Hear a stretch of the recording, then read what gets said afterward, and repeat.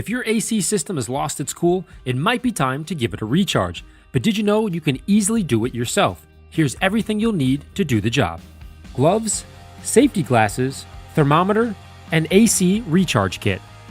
I'm Larry Casilla, pro detailer and trainer for the last 15 years, but when it comes to what's under the hood, I'm the student. Follow me as experts teach me how to diagnose, fix, and modify cars on Autoblog's Wrenched. Automobile air conditioning has been around for over 75 years, and there are three main parts to the system: the compressor, condenser, and evaporator. All right, Matt, I'm one of those guys who loves my car like a meat locker, and right now it's blowing warm air. But is this something I can fix myself? Actually, Larry, it is something you can fix yourself. It's easy to do, it's cheap, and you don't have to go to a shop to get it done.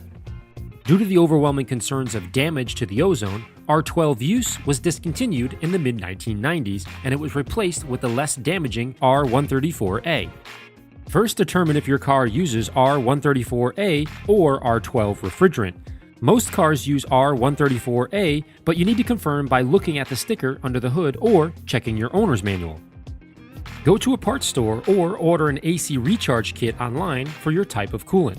Make sure you get a complete kit, not just the refrigerant. You'll also need a gauge and a hose. Try to get a kit with a longer hose because it makes the job much easier. Once you have the recharge kit, open the hood and start the car. Next, put the AC on its coldest setting and stick the thermometer probe in one of the vents so you can get a baseline temp. Let it run for a few minutes and take a look at the temperature. Likewise, it's a good idea while you're waiting for it to cool down, take a look at your AC condenser to make sure the pulley is running. If it reads 60 degrees or even warmer, the new AC kit will give a significant decrease in temperature after discharging the refrigerant in the next step. Now that we have a baseline, turn your car off, but leave the thermometer in the vent. Go back to the engine compartment and trace the AC lines under the hood to find the pressure ports, especially if they're not clearly marked. However, in our case, they're extremely obvious. There should always be two ports, one marked H for high and the other marked L for low. You want the L port, but don't worry, the recharge kit only fits on the correct port, so you can't screw this one up. If it doesn't fit, you have the wrong port. Make sure you're wearing gloves and safety glasses as a precaution. You don't want to get refrigerant on your hands and definitely not in your eyes.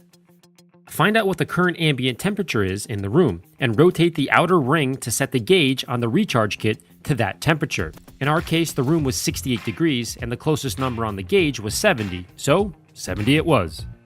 This gauge helps indicate your target pressure for the system prior to discharging. Screw the gauge top down to puncture the seal on the canister. By the way, this is the point of no return. Make extra sure you tighten down the top completely to avoid refrigerant leaking out.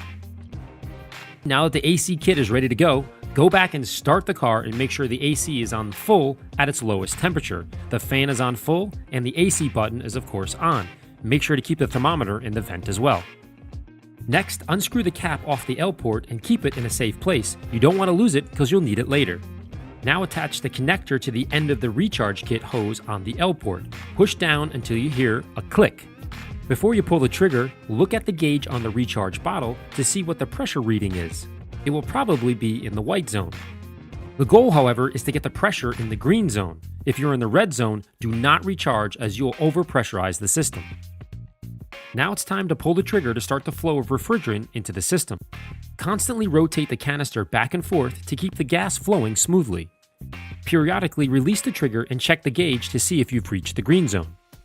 Once in the green, release the trigger and remove the connector from the port and screw the cap back on. Go back inside the car and check the thermometer after 5 minutes. It should be significantly colder than when you started.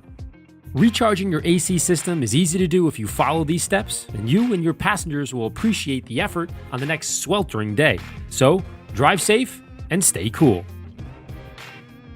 For more how-to car repair videos, visit autoblog.com/wrenched. I'm Larry Casilla from ammonyc.com. As always, thanks for watching.